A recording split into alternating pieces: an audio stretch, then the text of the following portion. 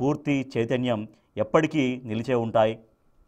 ఆయన ఒకటి కాదు రెండు కాదు ఎన్నో పాటలు రాశారు, ఎన్నో ప్రసంగాలు చేశారు.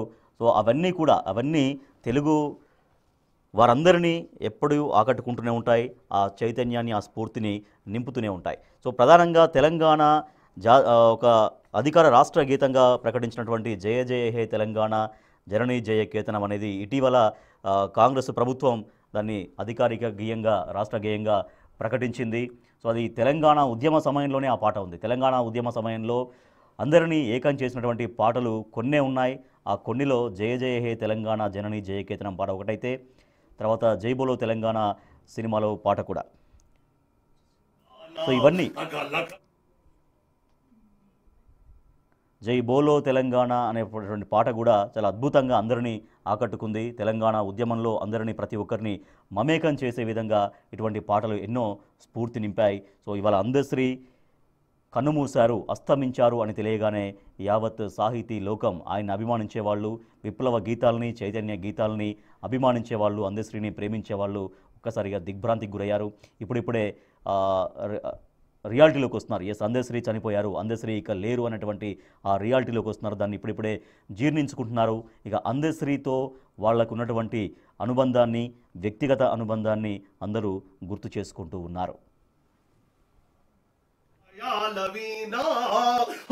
నిప్పులు జరిగే తుపాకి రవ్వల గుప్పిట బట్టి నలిపేస్తాం, నెత్తురు జిందే దారుల్లోన విత్తనాలమై మొలికేస్తాం, లాఠీలిరిగినవో అలడాగి మానము, పిడుగులు పడ్డావో అమడవలు దిప్పము, సమాజయుతమై సాగే పోరులో సాబోరేవో సా. అందశ్రీ మరణంతో ఒక్కసారిగా కవులు, కళాకారులు తీవ్ర షాక్ గురయ్యారు. ఇప్పుడిప్పుడే ఇంకా అందశ్రీ మరణాన్ని జీర్ణించుకుంటున్నారు. అందశ్రీ రాసినటువంటి పాటలు, ఆయన అందించినటువంటి సాహిత్యం, ఆయన మిగిల్చినటువంటి స్ఫూర్తి చైతన్యాన్ని గుర్తు చేసుకుంటారు, వాళ్ళతో ఉన్నటువంటి అనుబంధాన్ని గుర్తు చేసుకుంటారు. సో ఎంతోమంది గాయకులకు, కవులకు, కళాకారులకు స్ఫూర్తి నింపినటువంటి వ్యక్తి అందశ్రీ. సో అందశ్రీ మరణం గురించి అందరూ శోకిస్తున్నారు. అందశ్రీ అందించినటువంటి సేవల్ని గుర్తు చేసుకుంటారు. ప్రస్తుతం మనతో మాట్లాడేందుకు ప్రముఖ గాయని మధుప్రియ లైన్లో ఉన్నారు. మధుప్రియ గారు, గుడ్ మార్నింగ్. హలో, మధుప్రియ గారు చెప్పండి. సో అందశ్రీ గారి మరణం సో అందరినీ కలిచివేస్తోంది. ఒక్కసారిగా షాక్కు గురైపోయారు అందరూ. సో ఆయన దగ్గర నుంచి మీలాంటి వాళ్ళు నేర్చుకున్నటువంటి స్ఫూర్తి ఎట్లా చెప్పుకోవచ్చు? అసలు ఇప్పటికీ నిజంగా చాలా షాకింగ్గానే ఉందండి. సాహిత్య లోకానికి చాలా తీరని లోటు ఇది.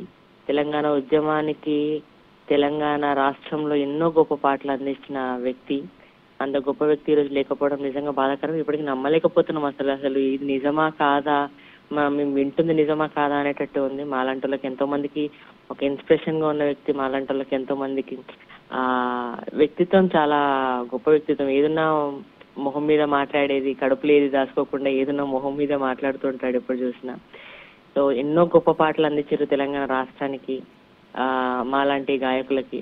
సో అలాంటి వ్యక్తి రోజు లేకపోవడం నిజంగా చాలా బాధాకరం అండి.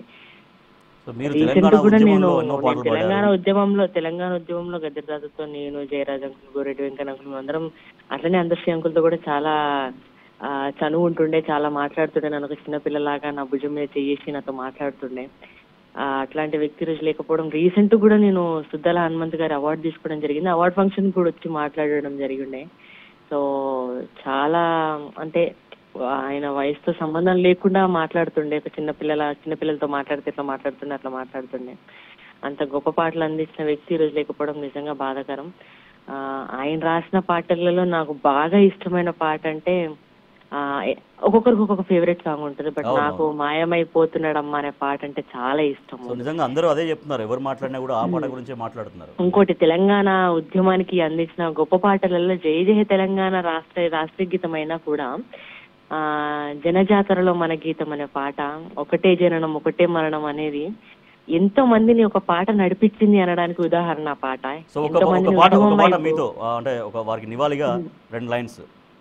మాయమైపోతున్నాడమ్మా మనిషన్నవాడు, ఓ మచ్చుకైనా లేడు చూడు, మానవత్వము ఉన్నవాడు. ఈ పాట అంటే నాకు చాలా ఇష్టం. ఎన్ని జనరేషన్స్ వచ్చినా, ఎన్ని జనరేషన్స్ వెళ్ళిపోయినా కూడా ఈ పాట మాత్రం చిరస్థాయిగా నిలిచిపోయే పాట. చాలా గొప్ప పాట అని నాకు అనిపిస్తూ ఉంటుందండి. Right. Yeah, thank you so much Madhupriya గారు. సో అందరూ అందశ్రీతో వాళ్ళకు ఉన్నటువంటి అనుబంధాన్ని గుర్తు చేసుకుంటున్నారు. సో నిజంగా అందరికీ ఒక షాకింగ్ న్యూసే వాళ్ళ మార్నింగే మనం చూస్తున్నాం. బిగ్ టీవీ స్క్రీన్ పైన ఎక్స్క్లూజివ్గా చూడొచ్చు. అందశ్రీ భౌతికాయని మనం చూస్తున్నాం. గాంధీ హాస్పిటల్లో అందశ్రీ బాడీ మనం చూస్తున్నాం. సో అందశ్రీ ఒక్కసారిగా అందరికీ దూరం కావడంతో, అస్తమించడంతో ఇవాళ ఉదయమే అస్తమించారు ఆయన. సో దీంతో సాహితీ లోకం ఒక్కసారిగా షాక్కు గురైపోయింది. అందశ్రీ పాటల్ని, అందశ్రీ మాటని అభిమానించే వాళ్ళు ఒక్కసారిగా షాక్కు గురయ్యారు. ఇప్పుడిప్పుడే అందశ్రీ మరణ వార్తని జీర్ణించుకుంటూ ఉన్నారు.